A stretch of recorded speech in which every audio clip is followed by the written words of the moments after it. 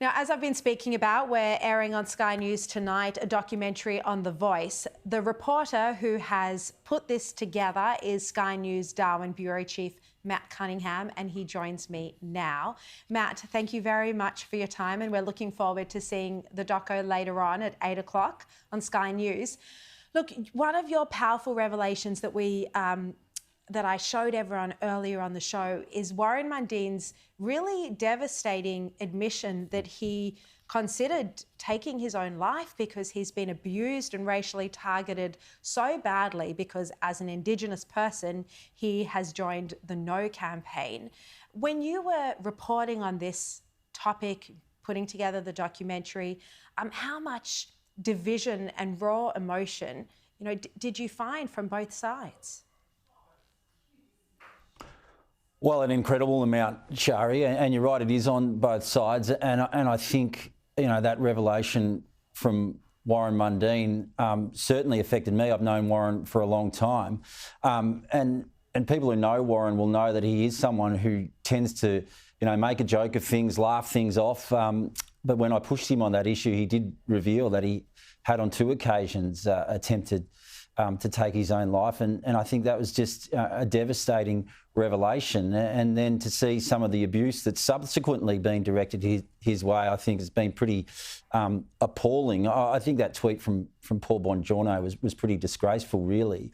I mean, if you were to watch the full interview, you'd see that, Warren came into this interview, he spoke honestly about his own experience, he spoke about his childhood, he spoke about growing up, and he spoke about the Voice campaign. And it was only when I pushed him on that issue that he revealed his suicide attempts. And to suggest that then he's gone in there and deliberately sort of put that out there, as some way to try and push the No campaign, I thought, well, it's not only disgraceful, it's completely wrong.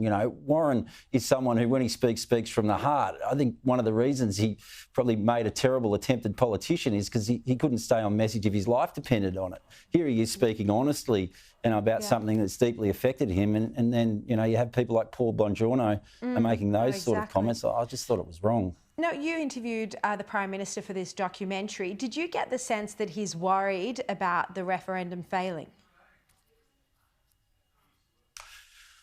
Well, I think he would be concerned given where we're seeing the poll numbers at, but when he spoke to us, he was certainly still upbeat about the idea. He's certainly still confident. And one thing he's certainly not doing is walking away from this proposal. We have had people come out in the past couple of weeks that say that the Prime Minister should either push the referendum date back or that he should change the question that's going to be asked of the Australian people and split constitutional recognition away from the voice to Parliament. But he clearly has no intention of doing that. He is saying that this is the Constitution, this is the form of constitutional recognition that Aboriginal and Torres Strait Islander people want. This is what came out of the dialogues that led up to the convention at Uluru in 2017, and this is the model that they have asked for. And so he says that's why it's the model that he's putting forward for the Australian people to vote on later this year.